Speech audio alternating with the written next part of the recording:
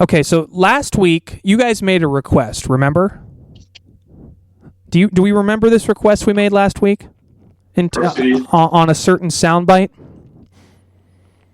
Something in the syndrome. So now going forward, when we have a take that we are very confident in and we know it's going to go through, send it in, Jerome!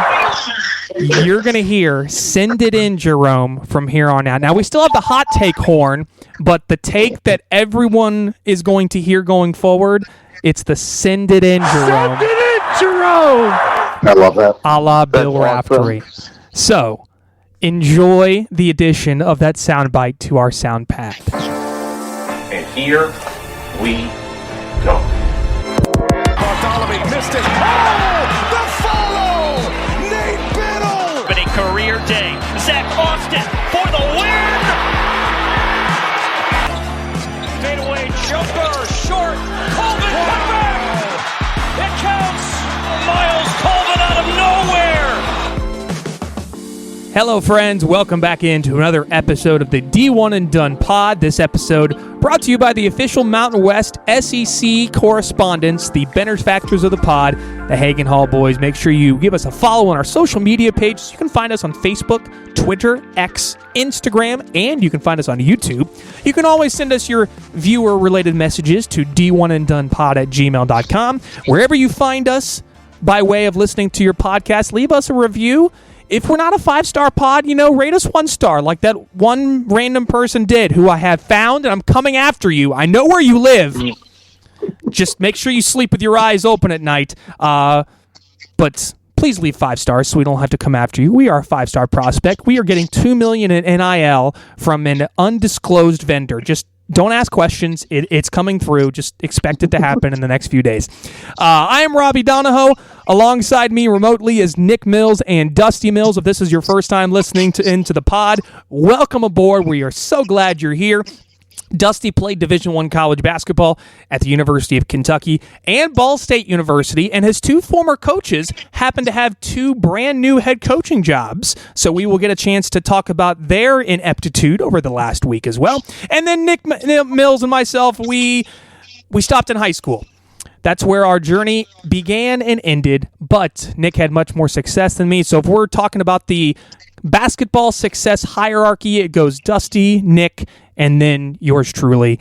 And that's where we have the D1 of Dusty in the Done Pod. So, welcome aboard, guys. Feast week was fantastic. What Unbelievable. a week of college basketball. My goodness.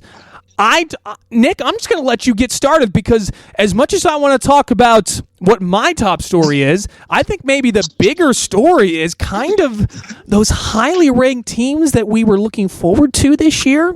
They kind of had a rough week this past week.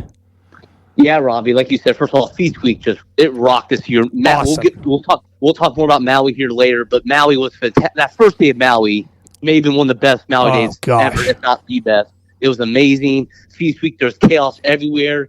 We even ended with some chaos last night.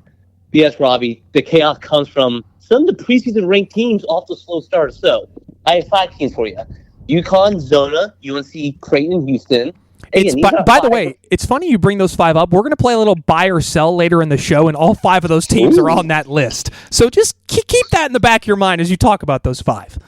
We didn't steal the idea from around the horn, did we? No, that is purely, completely organic and not compared to anyone else on any show whatsoever. I just want to make sure. Take that, Tony Reality. Hey, they're ending in 25 anyway. So that's true. It's all fair game now. It's free domain at this point. It's public domain. Yes, those 5 teams, Robbie, those are not 5 Ram teams. Those are 5 teams that are all preseason top 15. Okay? Again, I'll say again for the people. UConn, Arizona, UNC, Creighton, and Houston. As we sit here today, are combined 21-16. 21-16. They all have 3 or more losses since December 1st. Arizona is 3-4 as we sit here today. Okay, and we have notable losses to teams like Nebraska, West Virginia, Oklahoma, Michigan State, San Diego State, Dayton, Colorado. Which again, not bad teams, but again, preseason top 15 teams. Yeah. There's a lot of just kind of mediocre losses for them. And so I think that's just noteworthy, just part of the chaos. And then even teams like, Alabama, Arkansas, Baylor, IU, they've looked kind of sluggish to start the year. So to me, I think that was kind of the story of Feast Week and maybe the story in all of November. Kind of sluggish starts for a lot of the teams we thought. Again, it's still early. They'll probably all figure out, but I think just noteworthy how just kind of vulnerable they've all looked so far. Extremely, and I would argue of those teams, Arizona might be the worst, and they've been terrible.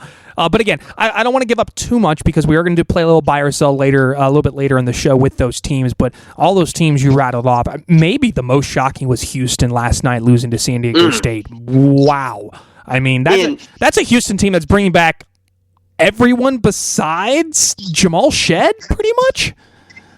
And brought some guys back from injury last year, too. Yeah, that's right. They didn't have last year. Like, it should be mostly the same team, man. And they still kind of play the same way. Something just seems a tad off with them right now. It's very bizarre to see. I couldn't agree more. And we have a problem. See what you did there. We don't want to say that in Dusty's presence because as a Houston Astros and Rockets fan, we don't want him to get all, hot and bothered around that stuff. That was right toward the Cougars, Dusty. Yes, the Cougars, not the Astros and Rockets, because the Rockets are great right now. They are. To the Thunder tonight. Can I tell you guys that on Wednesday I actually had breakfast? This is going to be a look at me Louie moment. I had breakfast with the president of the Fort Wayne Mad Ants, now Indianapolis Mad Ants. Ooh. Actually worked for the Astros in the late 80s, early 90s, and he was talking about he was there when Jeff Bagwell got traded from the Red Sox to the Astros. That's cool. First stories I ever heard in my life. That's amazing. By the way, I did not know they were becoming the Indianapolis Mad Ants. I thought they were still Fort Wayne. They're from the Noblesville. Are they really? Yeah. Oh yeah. They're playing at Cambridge right now, Indianapolis, for those that aren't from here. Oh. Yeah, they just built a facility in Noblesville. Didn't know that. Fun to know. Dusty, so while we were talking about those slow teams, I want to get to talking with you about who do you think number one is? Because right now I think it's pretty obvious the number one team in the country are the Columbia Lions. But if we're going to go past Columbia, who's number two? Obviously, it's either Auburn or Kansas. And I need to know what direction you're leaning towards right now. Auburn. I mean, I just think it's one of those things where I could be a smart at. Or sorry, you can say it. You can say it. But I mean, no one has a better resume than Auburn right now. I mean, that's very clear. And I know, Robbie, you have a soft spot for them right now. Marquette, though, has been really impressive. Yeah. And as we're filming this, I'm literally doing my undefeated and winless list right now. There are so many undefeated teams. Yeah. So we'll get to that at some point. But yeah, I mean, to me, it's Auburn. Eye test, you could argue whatever you want. But to have, 3 top 25 wins, 2 top 5 wins at the time they played them, to me, and Bruce Pearl's been building this for, 8 years now. Yeah. I really, really like them. Are we overlooking Tennessee? Because I think they're another team that could be in the conversation. I know they don't have the same resume as Auburn, but are we discounting what Tennessee is right now for how good they have been to start the season? Well, they've won really good one over Baylor. I know they whooped Louisville in Louisville. Yeah, but I mean, that holds a lot. That seems to be a pretty good win now. Yeah, so Kentucky has a win over Duke on neutral site. Marquette is undefeated. I think in that same tier as Kentucky, Marquette, and I don't even know if maybe Gonzaga even. I know Gonzaga has a loss. You want to throw Wisconsin in there? You could throw Wisconsin too. Yeah, I mean, Gonzaga has good as wins as anyone's in the country as well. Also, I think there's a bunch of teams at tier 2, or Nick, I'm disappointed that you just completely gloss over your Cincinnati Bearcats and you don't even bring them up. Hey, don't get me wrong. I believe they're one of the best teams in the country. They just have not played, how do I say this, a team with a pulse quite yet. They did beat Georgia Tech, but they need to get the schedule going a little bit. They got Nova this week, so here we go. That was a game we're going to talk about that later. Dusty, Dusty, what's your next story then? I guess what's your top story from the week for you? I mean, it's Auburn to me. Yeah. No, it's the UConn weekend, and I don't like being negative. So to me, it's not something I'm rooting for, even though I do not like UConn. So I'm not mad about what happens with them over the weekend, but it's the way that hurt. And what I know we're about to dive into that. I was going to say, though, I mean, The other one is Sister Jean. Had her birthday not long ago. And Loyola is one of 17 undefeated teams in the country right now. Oh. Send it in, Jerome! No comments. And did you 17 teams, 5 are in the SEC. That's right. It's been a pretty impressive start to the season for the SEC. Speaking of those... Yeah, non-conference-wise, the SEC, I believe it was Jay Williams was talking on ESPN the other day, talking about how, hey, this is where you find out, like, who's actually, ready for the season or not. And he's like, the SEC, like, and he even said, I believe on air, something about the ACC and how much he loves it. He's like, but he proved himself right to start the season. Yeah. And I'll bring up those Power 5 records because this was something I had down. So the SEC, so this is Power 5 teams versus other Power 5 teams. This is all the Power 5 conferences, ACC, Big 12, Big East, Big 10, SEC. The SEC has the best record with 29-13. Big 10 second best at 21-14. Then the last three, which this might be surprising to you. Big East is 10-12. The Big 12, surprisingly, 14-18, but the ACC is 12-28 in Power 5 games to start the season. We said it last week. The ACC might get 4 teams in the tournament. Now, Louisville definitely helped their cause, and so has Pitt. But outside of that, Pitt looked good. We'll talk about the Panthers in a little bit, but I have grave concerns about the ACC going forward. I don't know how they're going to get more than 4 teams. Maybe they're going to scratch and claw their way through. But, Dusty, back on UConn, because Dan Hurley made some waves in the college basketball world just over the last week alone. And I'm shocked by it. And this was just today after their win over Maryland Eastern Shore. We're gonna get to his comments in a moment. But I've said it since he started winning last year, that when UConn stops winning, and eventually it's going to happen, Dan Hurley's antics are going to overshadow what his team is doing. Guess what? They went 0-3 in Maui, and the antics are starting to overshadow what's going on. Do you think that we are trending in the wrong direction with Dan Hurley and UConn, Nick? So what do you mean by what do you mean by wrong direction? I guess the program's going the wrong direction.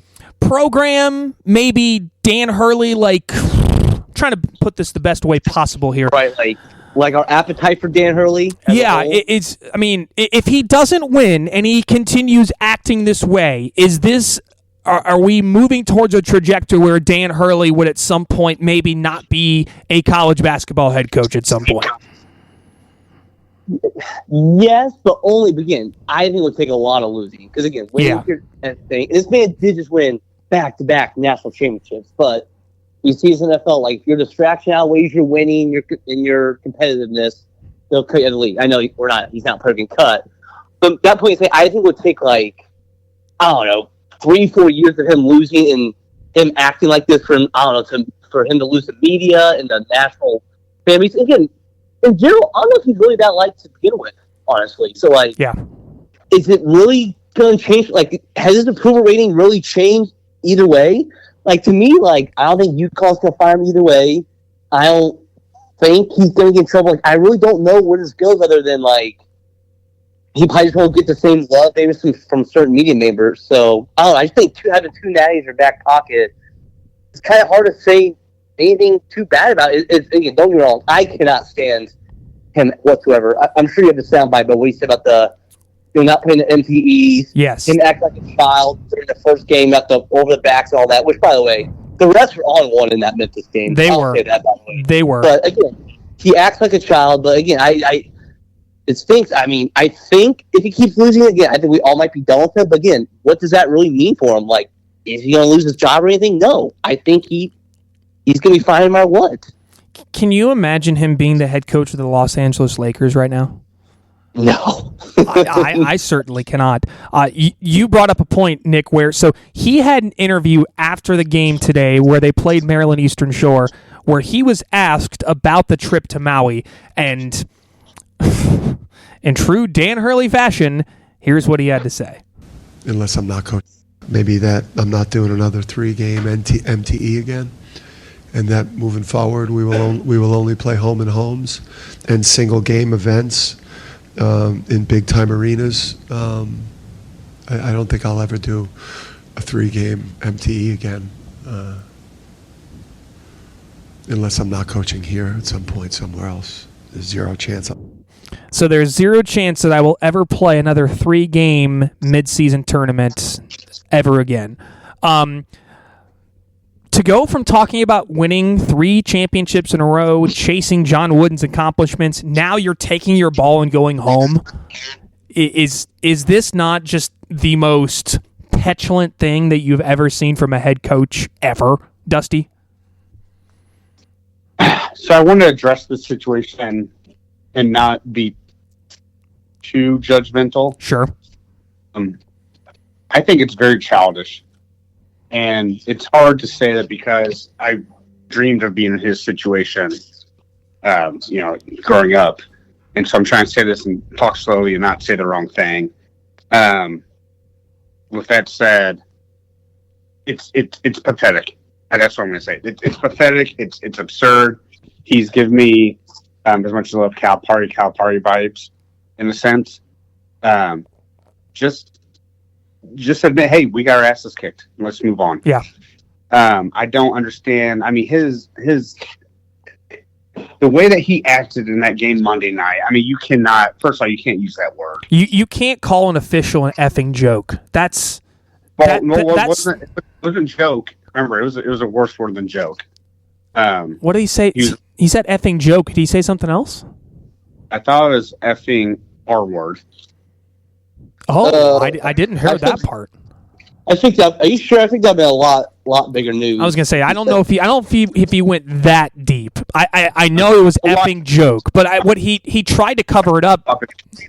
So he tried to cover it up basically by saying that I was calling the call a joke, not the official the joke, which you can see clearly that he's pointing right at the official and saying you're an effing joke.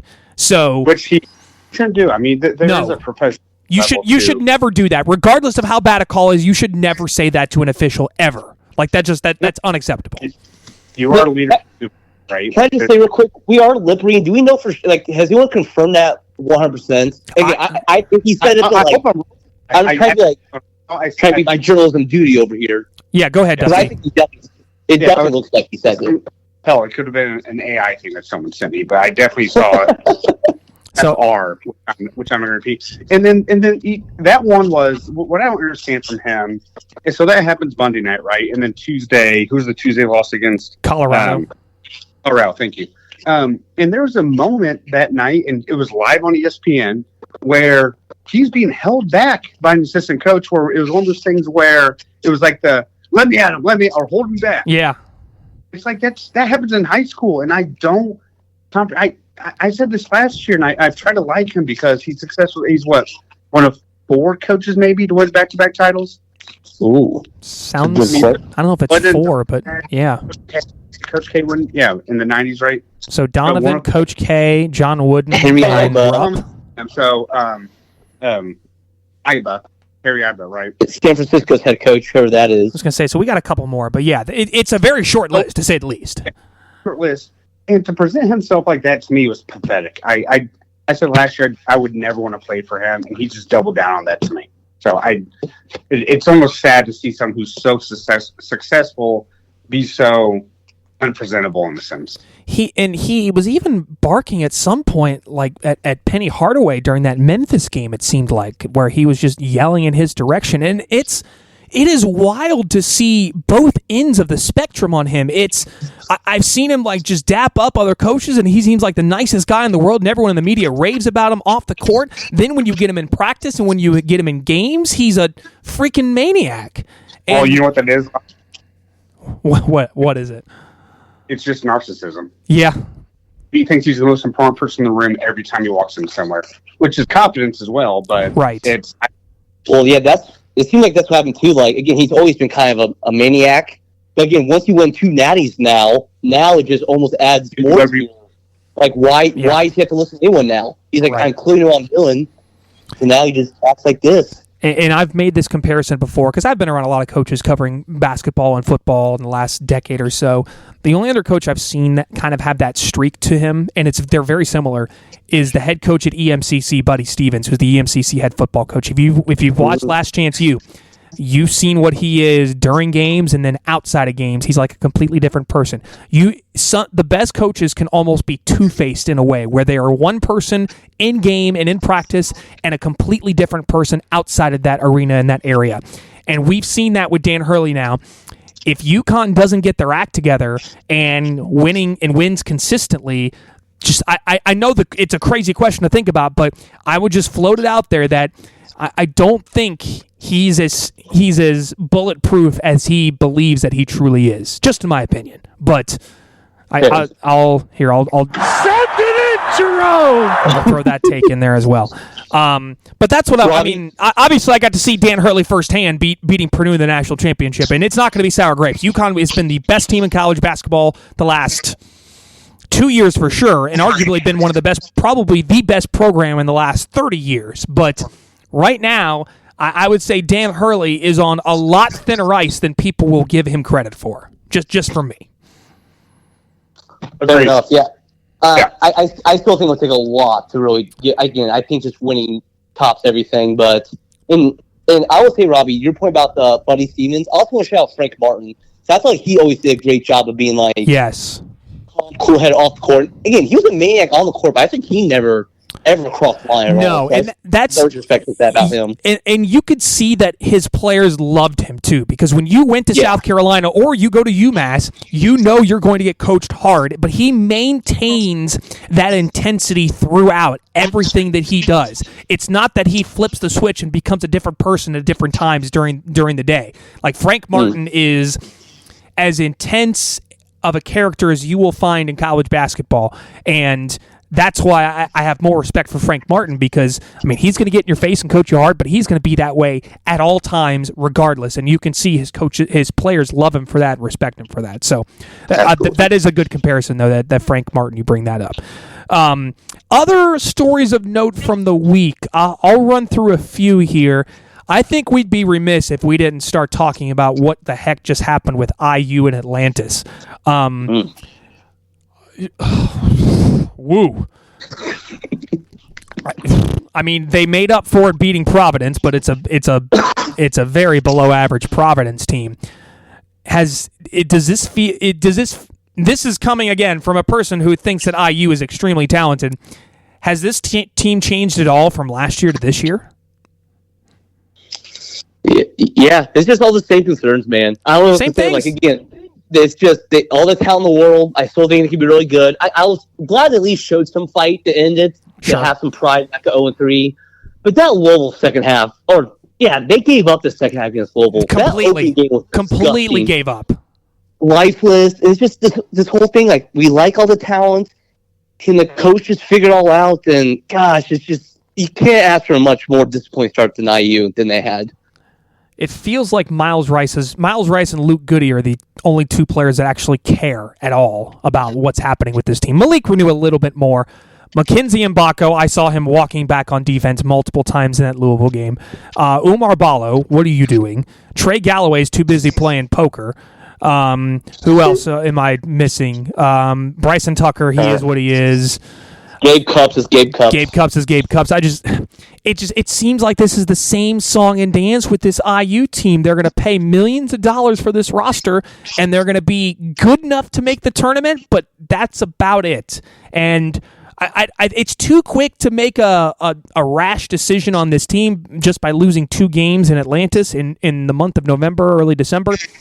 But the same concerns that we've had for IU, and every IU fan will say the same thing. This is the same concerns we had last year. Nothing has changed. The only thing that's changed is the names on the roster. It's the same problems that they continue to have over and over. And what stinks for them, they have no more good non-conference opportunities at all. None. So that was it. So, and I'm not sure how many top 20 teams are going to face in the Big Ten. So their tournament resume could get very interesting for them if they're not careful. They definitely need a couple of road wins in the Big Ten. Yeah, badly.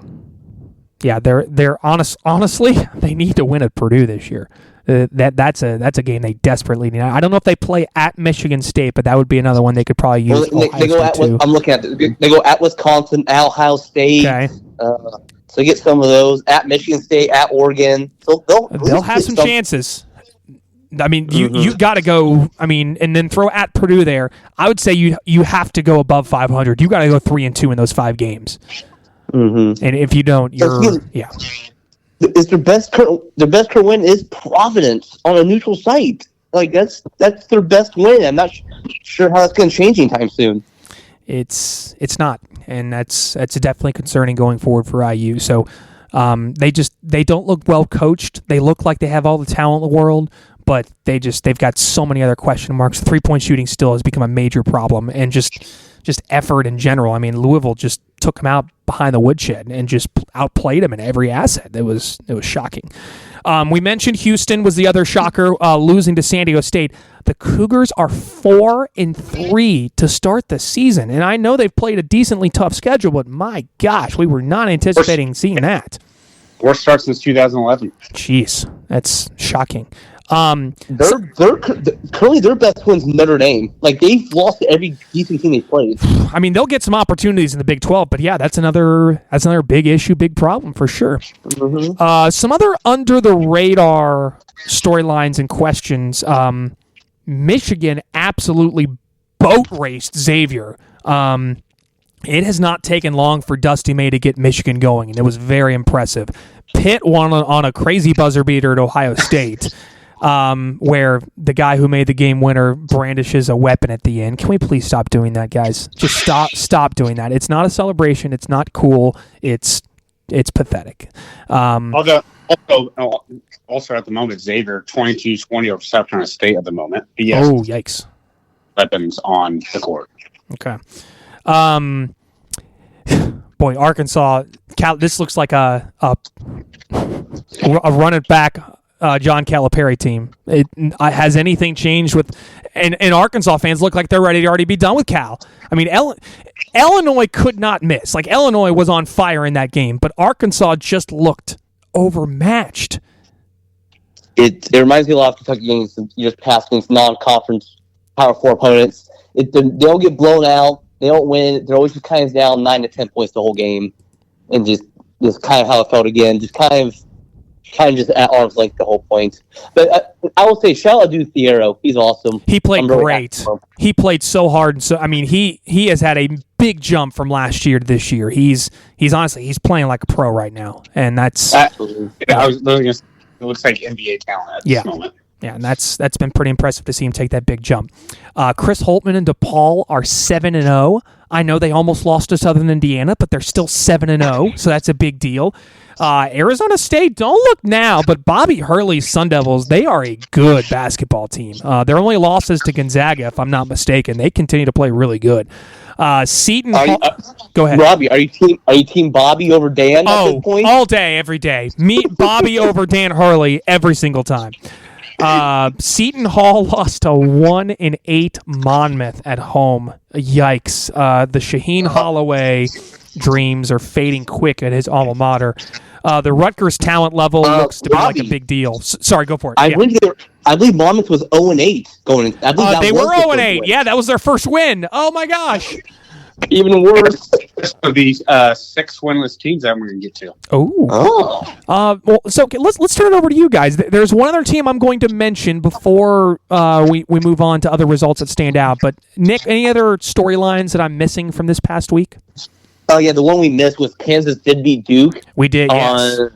Was that Wednesday? Tuesday? Yeah, it was Tuesday. It was a great game. Once again, Cooper Flagg had a tough turnover at the end. Oh, my gosh. He loves doing the spin move thing. It's not working for him.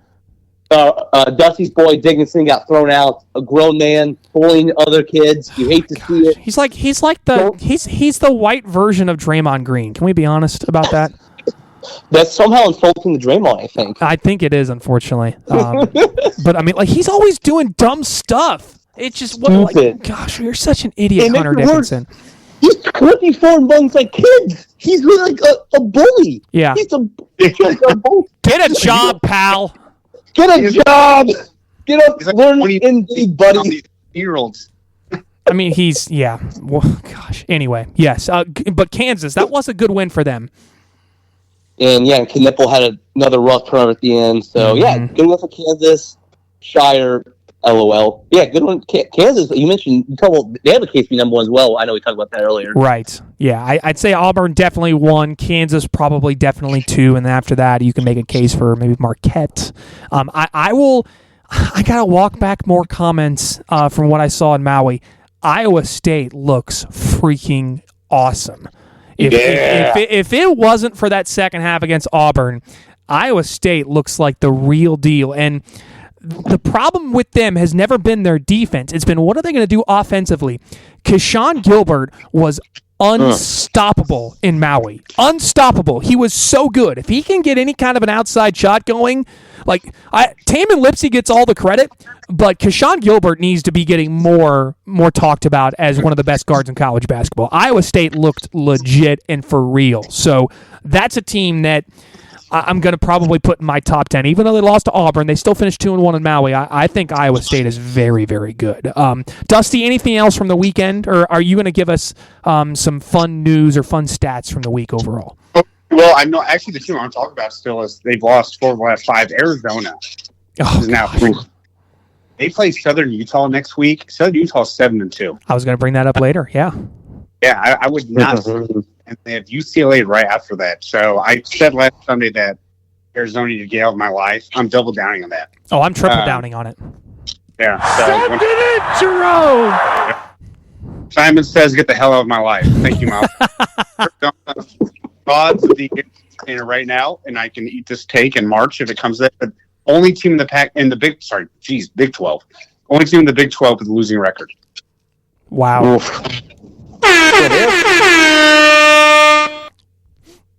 Fire that up as well. All right, can we talk about the winless teams real quick? I want to talk about these winless teams, yes. Okay. You guys have any guesses? 4 of them have state at the end. Ooh. Jackson State is 1. Yeah, I was about to say that. Darn it. I would assume South Carolina State is 1. They are not. Tarleton State.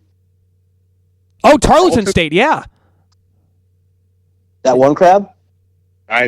No. What conference are they? I got to do my research again. I do not remember. That's Billy Clyde's team, right? I thought they had 1 win. I thought they were 1. Yeah, I think they've won 1. Okay, I'm just guessing. I don't know. Yeah, we're just guessing right now. Okay, what are the winless teams? The winless teams are Jackson State, as you guys said. Uh-huh. Alcorn State, same conference. Shocking. Chicago State, who I feel like hasn't won. Oh, come on. Should have gotten that. Coppin State. Yeah. From West Georgia, who on my lock of the week, by the way. That's right. And then Canisius. Okay, Canisius had some hype going into the season. I'm shocked they're winless. Wow. Who is hyping up Canisius? All of the MAC fans. Like they thought Canisius was going to be pretty good. Come on, Canisius. God, they're 0-8. Yeah, they're kind of getting their butt kicked in these games, too. Yeah. That is. Robbie, I'll tell you real quick, kind of from last week. Kind of a letdown, and is Grand Canyon is only 4-2. Yes. I mean, we talked about it last year. They're so volatile. Like they're crazy. They run no offensive sets whatsoever, but they're absolutely enthralling to watch. But they don't play a great brand of basketball. But they're so difficult to contain because they're just so chaotic in nature. So yeah, they have been a little disappointing this year. You're right. Them though, this week they have Hawaii at home and Life Pacific, and Life Pacific is the same school that played at Pacific and at Hawaii, which I'm sure is a great road trip. Oh, that's a great, yes. Pacific, half Pacific. That's amazing. The worst undefeated team rated in KenPom is currently Columbia. They are 142 in KenPom, but they are 8-0. The next worst undefeated team, that would be DePaul. They're at 100, and then after that, it's Rhode Island. Out of my Atlantic 10, the A10 Rhode Island Rams. I thought we were an A10 pod this year. Oh, okay, so we're all taking the A10 then. Okay. Yeah, we're an A10 pod. Okay, where's Irvine? That's a good question. I have not. Hold on. I got to search. Oh, my gosh. They're at, where are they? They're 57th in KenPom. Ooh. That's pretty impressive. Yeah. How bad is that for Villanova that Columbia's still 180 despite beating them in Villanova? That's how little that means. I mean, yeah, that's crazy. Anything else I'm missing from the week? Then there was one other team, and one other thing I wanted to talk about. Anything else I'm missing from the weekend? I have not. Yeah, we have our last few results. Do you want to get to that or anything else? We're going to get to results, but one thing I wanted to mention, I know we're not a Mountain West pod anymore. We still have to be because of our sponsor. Besides our sponsor. Correct. We're not anti-Mountain West. No, of course not. No, we yes. But the Mountain West currently has 5 teams inside of the top 55 in KenPom. That's not bad. That's Nevada, San Diego State, Utah State, Boise State, and New Mexico. I mean, that's not bad. So we're back to a Mountain West pod? I mean, we'll be casual Mountain West pod. We're not full on in on it. The Mountain West is about to be the ex-girlfriend we just can't get rid of. That's completely. She's lost some weight. She's not drinking anymore. She's looking good. We're about to do this whole song and dance. But A10, we love you. Actually, top Mountain West. 5 in top 55, pretty good. And Utah State has a win over Iowa. They do, yes. They do. Yeah. Good point, Crab. God, love that. Love that indeed. All right. So, what are the other results from the weekend, Nick? I want to start with you. Anything else we need to mention? Yeah, Robbie, I wanted to mention this game because it was so perfect. It's all chaotic. Feast Week was. It was just beautiful. The last night of Feast Week, we had a shocker. Wow. And that was Oregon over Alabama. Just so perfect. I'm sure not many people saw this. It was during Texas A&M. It ended, I believe, 12:15 Eastern time. Yeah, Eastern time. 12:15 a.m. Eastern. Yep. So there you go. And Oregon, shout 8-0. I love Oregon. That's some different guys. They have Biddle, Bamba, Chelmsford. They have some guy named Bartholomew come off the bench. Yeah, Keyshawn Bartholomew had 22 points. Bartholomew. Thank you. Yeah. I just thought they can beat you in so many different ways. Oregon against 8-0 with wins over Bama, San Diego State, Texas A&M, Oregon State on the road. So just an awesome start for them, especially as someone who picked them to win the Big Ten. I'm very smart. So shout out to that. And then the Bama side of it, another weird street performance for them, 12 of 38 from 3. Yeah. That's 5 games. It was pretty good. They went 3-2 against Purdue, Illinois, Houston, Rutgers, and Oregon. And then the next 2, again, they have another couple of tough ones at UNC and home Creighton. So, right. Yeah, Bama just keeps playing all these tough teams. But shout Oregon. Again, great way to cap off Feast Week was just a game. There's like 12 people in the crowd. Shout out Oregon. Quack on. Quack on. Aiden Holloway, Mark Sears, 4 for 21 from 3. Mark Sears was 1 for 11 from 3 in that game. He is not. I mean, he had a good couple games before that, but Mark Sears has just not been on it to start the season. And the other issue is, I mean, he's not been averaging a ton of assists, and he hasn't really been getting a ton of other people involved. But I think. And again, I think this is kind of what Alabama's going to be. They're going to be kind of hit or miss, but if they get hot, you could argue they could be one of the best teams in the country, but when they're not hot, they're pretty beatable against some of the best teams. Absolutely. Yeah. Dusty, any results from Dusty that stand out from the last few days, last week? Duquesne finally off the schneid. Yeah! Duke's getting a win. They actually have St. Peter's in their next game. I believe that's on Tuesday. And then Delaware looks like I'm pulling up their schedule right now, and then getting the H&M play not slowly after that. But yeah, Duquesne finally getting a victory. A surprise team, as we know. Dusty. Who's the last coach? Dusty, who's the last coach to lose to Duquesne before the last game? Oh, I know this. At Old Dominion? No, so they beat Old Dominion. Prior to that, who's the last coach to lose to Duquesne? So last year? Mm-hmm. I have no idea. I'm going to guess Billy Taylor. No, the answer is... It's Mark Pope. Oh, wow, yes, you're right. Okay. I actually forgot that was Pope off the schneid. Okay. That was a great mention, well, guess what? Nick. That worked out perfectly. Yep. Hope hasn't lost sense, so get out here. Yep, he hasn't lost sense. Still undefeated. Thank you. Good point. So the result from the week that I want to shout out, how about the Butler Bulldogs, ladies and gentlemen? They are now 6-1. They looked, they played a Mississippi State team that I think has really good tournament potential. They played pretty dang good against Mississippi State. Jamel Telford had 24. Pierre Brooks had 22. If Telford can keep shooting like that, and along with Brooks, they're going to be in great shape. They still need more out of Finley Bizjack. Andre Screen's going to be what he's going to be. He's just a big dude taking up space. But he had 9 rebounds, which, again, you need your 7-footer to come in and get some rebounds for you. I was a little disappointed in Mississippi State. I thought they wouldn't have any problems against Butler, but the biggest problem with Mississippi State going forward, so Josh Hubbard's going to get points. We know that. They've got to get more out of Kanye Clary. That's a guy they brought over from Penn State, thought that he was going to be able to kind of be the Robin to Josh Hubbard's Batman, and he hasn't really completely been that yet for him. So I think Mississippi State's still going to be very good, but I have some concerns about them on the offensive end. And defensively, you give up 87 points to Butler. That's also a big-time whoa factor. So shout out to Butler. That was a big win for them, but also a big win for the Big East. The Big East needs some more good teams towards the top because they've got some big concerns going forward. But while we are talking about teams that we are either concerned about or teams that maybe we need to go in a little bit more on in terms of investing, if you had some investment money and you want to buy or sell off of Feast Week alone, I just want to get a one-word answer, buy or sell, from each of you on each of these teams, and I want you to maybe give me a short response as to why you're buying or why you're selling. So we're going to start with UConn. Nick, are you buying or selling UConn right now? This is just for this season, right? Just for this season, yes.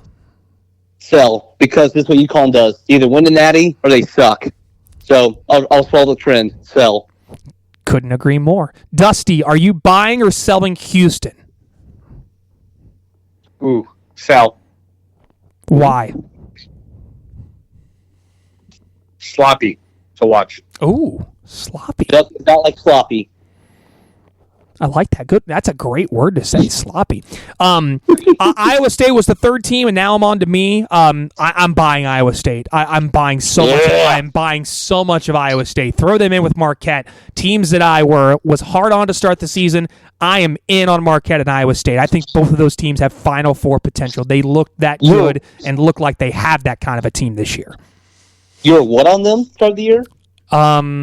I was not high on. I was not. I was hard on. Yes, I was okay. Whatever. I'm moving on. I heard that right. Nick, are you buying or selling Alabama? I'm still buying. They still have a lot of good wins. They get 3-2 in the last 5 against pretty good teams. Mark's here to figure out. Buy. Dusty, here's a team we have not talked much about right now. Are you buying or selling North Carolina? I'm buying. I think there's a veteran presence there. Yeah. And they just seem like a team where maybe they have a couple tough losses early, but they're going to figure it out. I also trust, I'm assuming what's his name as a coach. RJ Davis or Hubert Davis? Yeah. Both. The Davis brothers. Let's just call them that. Oh, Davis and Davis. There you go. Yeah. North always, no matter who's playing there. So right. I would say I'm stuck on North Carolina. I will say North Carolina does not have any good big guy presence inside. They need to embrace the small ball feature going forward for them. I'm gonna buy Memphis. I'm gonna buy all of Memphis if they continue to get that kind of Tyrese Hunter. Hit the lock button right now. Oh, I just want to lock it on Memphis. Memphis is the scariest team to me in the country right now. Ooh, in the country. In the country. Wow. Sorry. They get that Maui bump, and Dusty's all in on him. All right, I like it. Nick, are you buying or selling Wisconsin? Are they a preseason fluke again, or are they actually going to make this thing real and legit for the rest of the year? They're my team. I shouted them out last week, Robbie. I got to keep riding the high. I'm buying Wisconsin. They play fast. I don't get Tanji, baby. John Tanji's the best player in the country. They have good wins already. I'm buying it. In a Big Ten, too, that's not a wide open per se, but there's definitely definitely room to be a top 5 team. So Yeah. that's all. I love it. Dusty, this is the one I've been holding for you. Are you buying or selling Arkansas? Selling. Not even a question. No, it's almost, it's making me sad. I mean, how many times I've said on this pod that I love John Calipari. Yeah. I've loved him since an elementary school kid watching UMass. He is not changing his ways. And like Nick said earlier, and like we said, I think last week, this is what Kentucky would have been, and I'm so glad it's not. Yeah. I couldn't have been more wrong when they hired Pope. I couldn't have been more wrong when they got Calipari to walk out. And I'll own that forever. But I do not think. I mean, just in the SEC. Hey, we talk about the undefeated teams. There's what, 6 in the SEC, 5 in the SEC. Yeah, 5. I don't see them going 500 in the conference. So they may not. So absolute sell for Arkansas. Wow. Okay. We're on to Baylor for me. And remember how excited I was for Baylor this year? Oh, yeah. Oh, my gosh. Tennessee rolled them. I'm probably one of the biggest games of the week is going to be Wednesday night at Gamble Pavilion when UConn and Baylor play each other. That is a massive game. If Baylor can come away with a win there, that would be huge. But right now, I think I'm probably selling Baylor. And remember, they were one of my Final Four teams to start the season, and I'm kind of losing hope in them. I'm sure you'll get to this. Wednesday night is packed. Yes. Yeah. Unreal. We got some major matchups on Wednesday. We'll talk about that here in a moment. Last one, and I want to leave it and end it with Nick. Dusty, or not Dusty. Nick, are you buying or selling the Indiana Hoosiers? I'll buy in the sense, like, I think they're not going to be, like, I think they'll be a legitimate tournament team. Do I think they're a natty contender by any means? No, I do not. So I don't know if that's part of the equation. I'll buy that they're a legitimate tournament team, and they're not going to be like, oh, my gosh, you missed the tournament. Right. I think there's too much talent. That's fair. All right. There's some teams that we're buying and selling on. Are there any other teams you guys wanted me to mention? I know I got Drake on there. I'm buying all of Drake that I can right now. They're so much fun to watch. I think a good one would be, and I'm trying not to be funny when I say this, is Dead Serious Creighton. Are you buying? Are you buying or selling Creighton? I mean, I sold them years ago. Right. But I got one. And they play Kansas Wednesday. They do. So, yeah. Nick? How about how about Duke? Like, they have some 2 interesting losses already. Yeah. I'm still gonna buy Duke. They're too talented. I know they don't have a major marquee win to their name as of now. They're too talented to not be a team that's gonna at least be there at the end. You don't want to be the 5 seed. You see the 4 seed. Oh, definitely not. Yeah. Or the 1 seed and see them as a 4 seed. Right. I would agree. They've got, again, we'll talk about the slate coming up here in just a moment. But yeah, those are some teams that we're buying or selling. Are we missing someone else? Well, we've had to miss this earlier. Noble results. Sorry, Rob, not to. I just want to shout out to your Boilers. They beat a good win over Ole Miss over the weekend. Yeah, they did. They did get a good win over Ole Miss. Gave up a massive first half lead, which was a little disappointing, but found a way to win. Fire. Yeah. Ole Miss. They could not miss in the second half of that game. But it says a lot about that team that.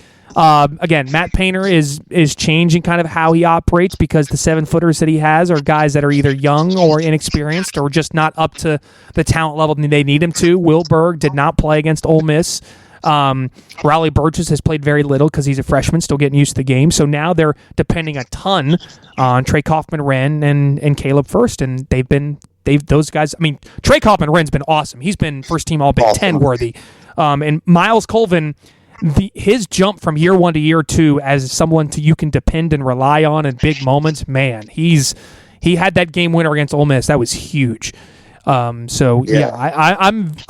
buying Purdue. If you're not buying Purdue, I don't know why you wouldn't. I think that they're a Sweet 16 caliber team, and if they get up, if Purdue gets to be like a 3 seed or a 4 seed, that Sweet 16 game against either the 1 or 2 is going to be just a rock fight. They're going to be there ready to go. And again, I said it at the start. Purdue's a year away. This is not the team that's going to do it. I mean, but if it is, it's going to be incredible. Next year's team is going to be the team that's going to do it for Purdue because you bring everyone back outside of Caleb First and maybe another transfer or two, and you get the Final Four in Indianapolis. So there's a lot happening there, and I think that's something that needs to be kept an eye on going forward. But, yeah, very encouraged by Purdue. Also beat an NC State team that I think we're sleeping on. I think NC State has some good pieces there. They're not going to be – they'll probably be on the bubble for the tournament, but that was a good win overall. Again, Purdue's got now 3 quality non-conference wins against Alabama, NC State, and Ole Miss. And the schedule doesn't get any easier. They got to play Auburn a little bit later, which that's not going to be fun. All right, so upcoming games – we've got SEC, ACC Challenge, Big Ten plays conference games this week. We don't have any games on Monday, so you can listen to the pod Monday or re-listen to the pod, kick back, relax, get ready for Tuesday. Tuesday's games are going to be really nice. You've got Cincinnati at Villanova. Arkansas goes to Miami. Oh, my gosh. Here's a tasty one under the radar. Princeton is at St. Joe's. St. Joe's has had a pretty good season this year. Maybe the best one of the bunch, though, might be Kentucky at Clemson. That is that's day one. Winning at Little John is not easy. How do you guys feel about that game coming up Tuesday night? I guess I'll go first. Yeah, I'm very intrigued. I'm kind of ready because we've been playing cupcakes. We played 4 straight after the Duke game, so I'm excited to see what you got. See the first time on the road. I'm very excited. Clemson, I'm not really sure the make of them, so it's a good test because it's not quite a top 5 team, but still a legitimate team on the road. So I really don't know what to expect. I'm excited. Dusty? Nick said that perfectly. We'll see what happens, and everybody wants since Duke, and I love playing non-conference road games. Yes. I mean that's probably how Gardner-Webb feels going to Wofford this week. You should also throw Michigan at Wisconsin in there. I would assume Michigan's probably going to be in the top 25 after they just boat race Xavier and looked pretty good in that Florida or in the Paradise Jam or whatever that is. So Wolverines. Also, at Fairfield on Wednesday. Go Stags. Ooh, that'll be a tasty one too. Okay. We mentioned Wednesday is going to be awesome. Unreal. You're going to start with Baylor, UConn, Ohio State, Maryland. Alabama goes to North Carolina. I would say the best of the bunch could be, no disrespect to Auburn, Duke, but Marquette at Iowa State. That might be the best game. That's going to be awesome. Louisiana Tech at Memphis is a tasty one. Michigan State goes to Minnesota. Kansas is at Creighton. We highlighted that one. Pitt has been playing some really tough road games. Pitt is at Mississippi State on Wednesday night. DePaul puts their undefeated record on the line in Lubbock against Texas Tech. I guess the Big Ten felt bad about the Pac-12 teams joining because all the Pac-12 teams are playing each other to start the season. Oregon plays at USC. Mountain West gets started. The under-the-radar conference versus conference matchups is the Big Sky versus the Summit Challenge. Those are going to be some great games. North Dakota State's at Weber State, South Dakota State at Montana. All those are going to be fun. Any other games I'm missing from Wednesday night? There's a lot of really good ones. You might as well just kick back, relax, and watch some hoops on Wednesday night. I would say dead serious. I mean, San Diego State, Fresno State is. That's a good one too. Yeah. There's just so much. Texas at NC State. Yeah, I forgot about that one. Yeah. Who's Florida playing that challenge? Because we didn't get a chance to talk about. They can play Virginia. Florida. They beat Wichita State by 1 million. Florida's Saturday, look good, man. Yeah, they can keep it going. Yeah. Their coach is still coaching. Still there? Rivalry game. FAU at FIU. Yes. FAU, FIU. Some bad blood. So if FAU wins, are they going to plant the flag at midcourt once they win?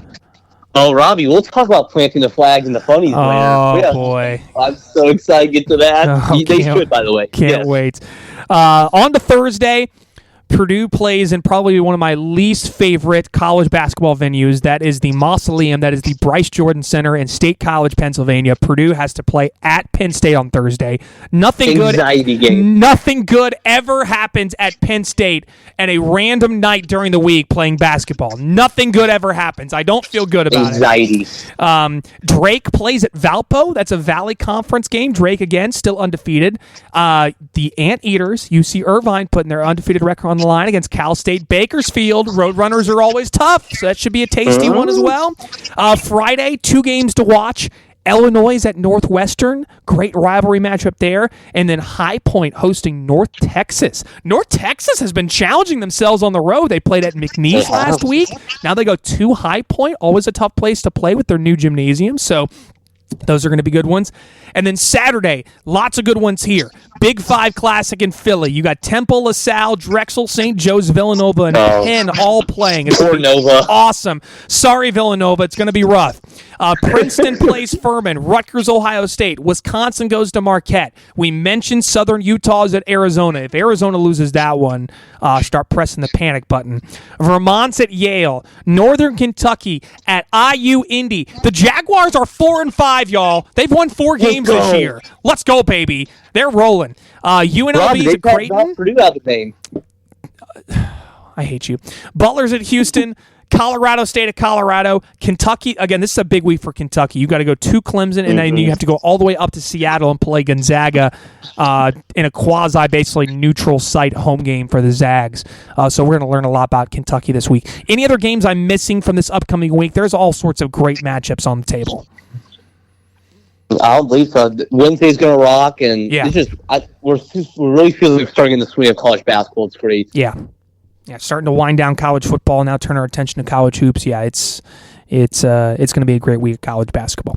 All right, it's time to mention that we sucked on our locks this past week. It was not good. Auburn didn't cover against Iowa State, even though I brought all sorts of data. Creighton was a no-show against San Diego State. Dusty did get, remember, he did get Florida State, correct? Over UMass, I think that's what it was. But your Jarvis Moss thing, that was not even close. So Nick still maintains the only winning record currently amongst us this year. But now both of you guys are back below 500 overall, and I'm the only one above 500 overall. So overall, just not great. So Nick, get us started. Give us a lock that we can feel good about coming into this week. Rob, when you come off a loss, you have to bank on certainties in life. And I'm gonna bank on Hilton Magic taking on an undefeated team coming into their building. Give me the Cyclones versus Marquette. I mean, again, undefeated team coming in. Come on, give me the Clones. I love that one. We'll see what the line is. Do you want to take a money line? Or you want to take the line? Just spread. We'll take the spread. Okay, so spread there. Okay, so spread has not been released, but I think that's a great pick. I'm guessing 3.5, 4.5, maybe less, 2.5. I was thinking. Yeah, I think that's a good bet. I like that a lot. That's a good one. Dusty. Wait, this game's on ESPN Plus, by the way. How absurd is that? How? Why? ESPN Plus. Come on, people. Get it together. That's unacceptable. Someone needs to just go in and change that right now. Dusty, what's your lock of the week? You want to talk about a primetime game? Oh, no. Wednesday night, 11 o'clock, Eastern tip-off. If you go to Hawkins Arena in Macon, Georgia, you're going to go watch Western Georgia go upset money line at Mercer. Why is that 11 p.m. tip? I have no idea. Hold on. Just so I heard you correctly, you said West Georgia is... Western Georgia off the Schneider getting their first win at Mercer, 11 o'clock. Those Mercer players are going to be drinking all day. Why have they been drinking all day? It's Wild Wednesday on Mercer's campus. Is it now? Yeah. So, that's, by the way, that's a part of the SoCon ASUN Challenge. Yeah. Oh, my gosh. So, that is an 11 a.m. tip-off at Mercer. No, 11 p.m. It says 11 a.m. Mine says p.m. It says a.m. on... Hold on. Let's figure this out then. At some point on Wednesday, Western Georgia is going to beat Mercer. That's all I know. What are you looking at on, Robbie? I was looking at it on ESPN. On CBS. Let's pull this up then. You said 11 p.m.? This is even better. So on Mercer's official website, it says 11 o'clock a.m. Oh, yeah. That makes a lot more sense. So 11 a.m. on a Wednesday. Yep. So I would assume you're taking the spread then for West Georgia. I said money line. Oh, you're You're taking West Georgia to win? Rob, they're going to be drinking in the morning. They're not going to be ready for it. Have you been, I feel like I'm missing something. Have you been to Mercer? Is this something they do? Like they drink heavily Tuesday nights or something? Toasty Tuesdays, I think they call it. Of course. Oh my gosh. Good pick, Brad. All right. I just love all the great games on Wednesday. We have this. You pick West Georgia Mercer of all the Wednesday games. You pick the 11 a.m. one for the degenerates that are going to be up at 11 a.m. betting college basketball. Jake Mills are talking to you. Oh, my gosh. All right. I'll lock that one. Well, I also went off the board as well. Saturday, Idaho, the Vandals, are on the road in Corvallis taking on Oregon State. Doesn't seem like a great matchup, right? It's a 5 p.m. tip-off. It's going to be on ESPN+. Oregon State has covered the spread in every single one of their games this year, and they've also covered their spread by an average of 12 points. So, hammer the Beavers. Hammer the Beavers. Don't say anything else. No, don't. Hammer the Beavers. Hammer the Beavers. We're canceled. And just take it and enjoy it. And we are officially canceled. So yes, go Oregon State. I don't know what the spread is yet. I probably shouldn't even mention anything about a spread, but just know that we still hopefully will have jobs after this pod. That's like spreads and Beavers. Yep. Thank you. Thank you so much. All right, Nick. It's time for you. The funnies have been funnying, and my word, I don't even know. I can't imagine what direction you're going to go with Nick's Funny of the Week. So it's now the tables have been turned over to you, my friend. Well, Robbie, we start with our nominees as always. First off, we start off at the Greenbrier Classic. I saw this in the Wisconsin pit. In the corner, there's like this sofa thing, and there's just a dog sitting there. There's a dog. There's a little dog just sitting at the Greenbrier Classic. So shout out to Greenbrier for being dog friendly. Shout out to that. Good boys. Good boys alone. We are pro good boys on this pod. Of course. Our other funny nominee, he was the preseason funny of the year, Mr. Doug Gottlieb. Oh. I saw this.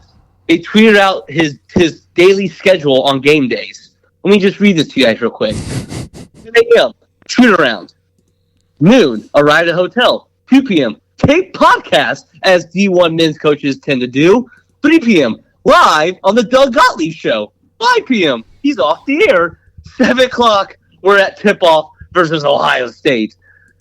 Again, does this man see his family or have time to scout his opponent? No. Or see his players? No. That often. Does not sound like it. And you see his photo.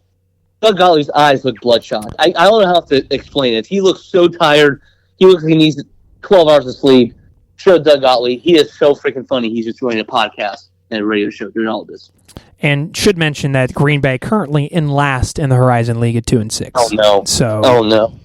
And that's a Horizon League that, again, has the likes of IU, Indy, and Detroit Mercy. By the way, IU, Indy, and Detroit Mercy have a combined 8 victories this year. Throw a parade just based off of that. That's incredible. We're so back. Yeah. We're so back. So back. One more nominee, then we'll get to the funny real quick. Clash Peters, he was a guy against Kentucky who played for Georgia State. I've never seen this before. He originally got thrown out of the game, got sent to the locker room. Then they brought him back out and realized he did not get thrown out. They brought back down to a flagrant 1. He then checked back in and then fouled out of the basketball game. So I've never seen someone get thrown out of the game and then get fouled out in the same basketball game. Oh. So shout out Clash Peters. I think that's the first one. I have never heard that one before. That's impressive, honestly. It really is. I don't think we'll ever see that again. Nope. He was a punk, though. I went down the record, but he should have got thrown out. But Robbie and Dusty, the funny of the week is from our brethren of the other collegiate sports, because rivalry week was back yesterday. Oh my gosh! The flags were everywhere. We're prideful of our flags in this country. We got the U.S. flag, but if you plant your flag on another man's logo, hell will be paid. You might get maced by the local police. It was so funny. It was not just Michigan, Ohio State. It was NC State, North Carolina. So many. It was so many. It's back. But the question has to be asked. Do we blame the America for this in 1945 for Iwo Jima. Do you guys remember that? Remember we raised the flag after winning the Battle of Iwo Jima? Oh my God! That famous photo. Do we blame? Did that set a bad precedent? I think that question has to be asked. Gosh. By the way, this Nick's Funny of the Week, there's nothing funny about the troops. Went down the record. I just was asking a question. Thank you so much. Thank you. I'm glad we cleared that up. Yeah, I could not get enough of it. There was so much fighting in Florida. I can't tell if I respect or not planting a flag on your 2-10 rival, but shout out everyone involved for making rivalry week. Maybe the funniest part of all of it was, of all the coaches that actually stood up to it happening from his team, was Steve Sarkisian in Texas saying, no, don't do it at Texas A&M. Of all the people, like Steve Sarkisian has become the voice of reason. What does this world come to? The man of morals, Steve Sarkisian. Oh my God. What a debacle of a day of college football. That was just chaos, insanity, panic, and just weirdness all the way around. One more quick funny thing from college football. In the middle of Kentucky's drubbing by Louisville yesterday, one of their injured offensive linemen was at the concession stand in the middle of the second quarter. I did see that. Never seen that before. Yep. Shout out. That was hilarious too. Shout out to him. Amazing. There's Nick's Funnies of the Week. Boy, oh boy. They never disappoint. All right, Dusty, let's turn it over to you. It's time for story time. Please get us back on track and feeling the good vibes of the week as we look forward to a wonderful story from our good pal Dusty as we gather around the campfire and enjoy a memory from his days playing Division I college basketball. So my 1 year at Ball State, we actually were in the running to be like legit in the MAC. And I did not travel with the team that year, as I was redshirted for reasons that are stupid, let's just say. So we played at Kent State. I'll never forget sitting in my rented house with my roommate at the time, and we lost 76-42 to Kent State. Oh. And literally I was drinking a Coors Light, drink responsibly, kids, and looking at him and just being like, tomorrow's going to suck. So the next day, even though I had nothing to do with the outcome of that ball game, I got the glory of having to go into Ball State's beautiful Johnny Worthen Arena where we practiced and having to do squats while holding a 45-pound plate. And we had to stay in the squatting position and literally do like a defensive basketball stance the entire time. And if you put the weight down, we had to start over. And if you stood up completely, we had to start over. For some reason, Randy Davis had a, quote, bad back and got to use the 25-pound plate. Me, who weighed a slopping, let's say, 160 at the time, had to carry this thing that was about a third of my weight. And it was so bad, and this is the point of the story, is God bless Mel Hubbard, still one of my good friends. And I was in so much pain. I was crying, like literally had tears, and not even crying, but I had tears coming out of my eyes because I was in so much pain. And Mo looked at me and said, I got you, brother. And he held his 45-pound plate in his right hand, grabbed mine with the left hand, and he said, just keep going, keep going, keep going. Wow. And Wow. Yeah, he did that for me. And for about half a lap around, I think about it, you're talking about a concourse of an arena. Oh. And we had to do 3 laps. In between each lap, we had to do, again, 45-pound plates, military pushes, 50 of them above us. And then we had to do like the steering wheel thing in front of us for 50 of them as well on each lap. And for that, it took about an hour and 45 minutes. We could not put the plates down. And then we had to practice afterwards. Oh, my gosh. So I'm not, and again, I've spoken on this. I love Billy Taylor. I'm not sure, though, how that made us better. We did beat Northern Illinois in our next game, so maybe it did. But that was one of the more mortifying things I've ever gone through my entire life. Wow. And I know me and Robbie never reached your heights, Dustin, but I think it's such a relatable feeling walking into a practice knowing it's going to be all right. It's one of the worst feelings in the world. Oh, yeah, it was horrible. And it was we had a few of those in high school where I was dreading the entire day being in class and then going into practice. Like those were quite actually not just a couple. There were quite a few of those. God, Gosh, there was one. I think there was one, Dusty. I don't know if you remember this one year where we had lost at like Westfield, and like the next day, I think we were freshmen. The next day, you just knew it was going to be one of the worst days imaginable. Oh no, are you talking about the county tournament? Yeah, county tournament. Yep. Yeah. I've had some bad practices, but none quite to that level though. No, I mean that was the worst parts of my life. But I mean the Westfield one, Robbie. That's where I go back to. That's what was his name that played in a ball? Was it Nowicki? Yeah, thank you, Dave Nowicki. Yeah. And that was the first time where I remember my dad and I haven't talked that night because I did dress varsity that night, and we look back and say, why the hell did he not put me on Nowicki? I never even got in the game. Mm-mm. That's one of those we look back just like Sorry. Congrats to Dave McCullough. He got into the Hall of Fame this week. Congratulations. Also, him, Ron Hecklinski, who I coached under at Anderson. That's right. So, big weekend for all of them. There's one more that we know, but congratulations then. So agreed. Yeah, Coach Dave McCullough, Coach Ron Hecklinski going in the Indiana Basketball Hall of Fame. Congratulations to both of them and the entire class that's going in. It's a very, very special group, and it's cool to be able to say we either played against, played under, or coached with at some point all of those guys that are there. So it's pretty neat for sure. All right.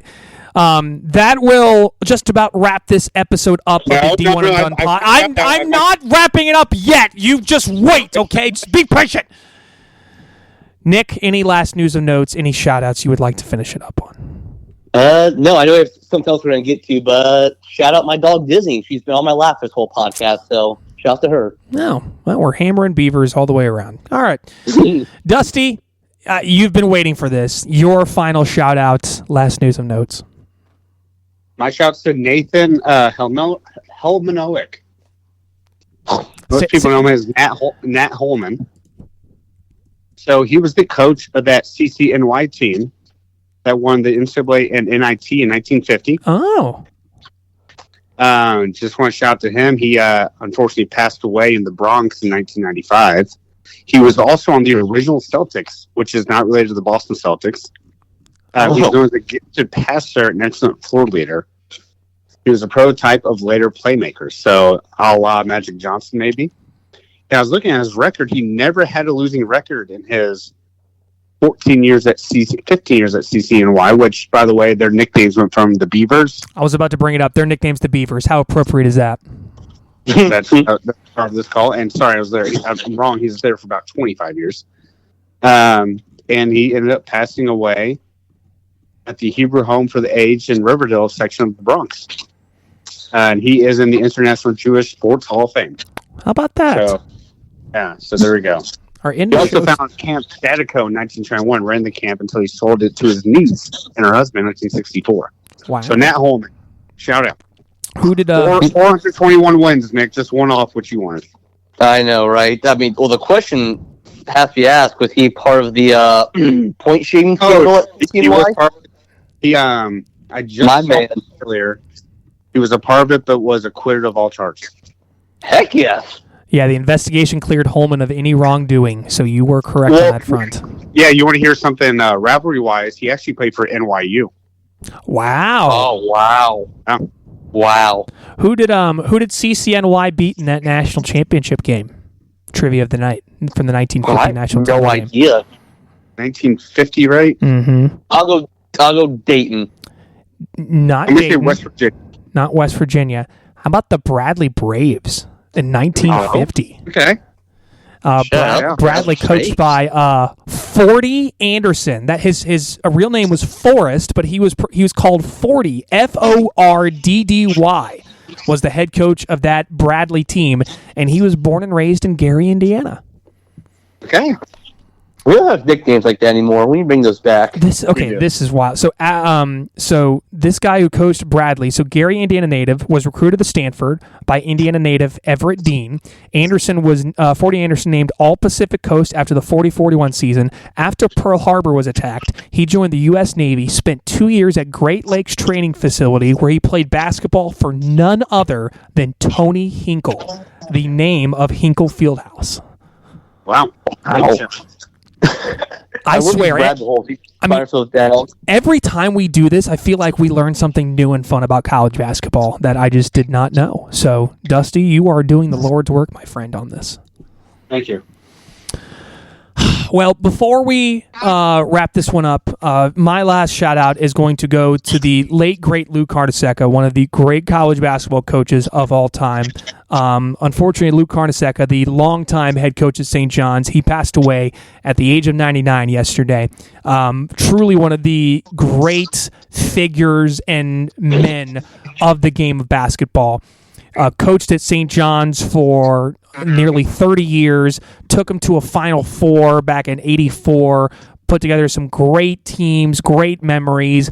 The arena on campus, Alumni Hall, is named Carnesecca Arena. It is a very close, intimate basketball facility. St. John's doesn't always play there. They usually play at the Garden, but it's a really cool, fun, intimate place to play basketball. But Lou Carnesecca, a guy who eventually ended up coaching in the ABA, where his team made it to the ABA Finals. There was the New York Nets at the time, and they were defeated by the Indiana Pacers in the 71-72 ABA Finals. So, again, another connection to Indiana, but eventually came back and coached St. John's for 20 years and was a very successful coach at St. John's, also a very successful high school basketball coach. So Lou Carnesecca, our thoughts and prayers with him and his family, and Coach Lou Carnesecca, may he rest in peace, a great figure and great member of the college basketball community. Yeah, well put, Robbie. I think of him and John Thompson and like Jim Boeheim, kind of like the last line of great Big East coaches. Right, like when they're like their personalities are above the teams, and yes. I highly recommend everyone go watch Requiem for the Big East. 30 for 30. So good. So good. It's so great. But yeah, R.I.P. Lou Carnesecca. I think he's lost in a couple of great college basketball coaches. Great man. Throw Raleigh Massimino in there as well. Another great long-time coach at Villanova. I mean, that was the heyday of the Big East, was the 80s and 90s. My God. I mean, Rick Pitino was there for a little bit as well with Providence. So pretty special run there. So, again, we send our best to Lou Carnesecca's family and friends on his passing, and we thank him so much for all that he did for the great game of college basketball. So that'll do it for this episode of the D1 and Done pod. Again, please make sure that you give us a follow across our social media platforms. We have shows out every Sunday. And again, make sure you circle that Wednesday. It is going to be a great day of hoops, and you can get it all started at 11 a.m., when the Mighty Wolves of West Georgia take on the Bears of Mercer after Mercer has a Tuesday night bender and West Georgia comes in and gets their first win of the year. At least that's what Dusty says. Dusty Tuesday. Incredible. Fantastic. For Nick, Dusty, I'm Robbie. Thanks again for listening to the D1 and Done pod. We'll see you next time.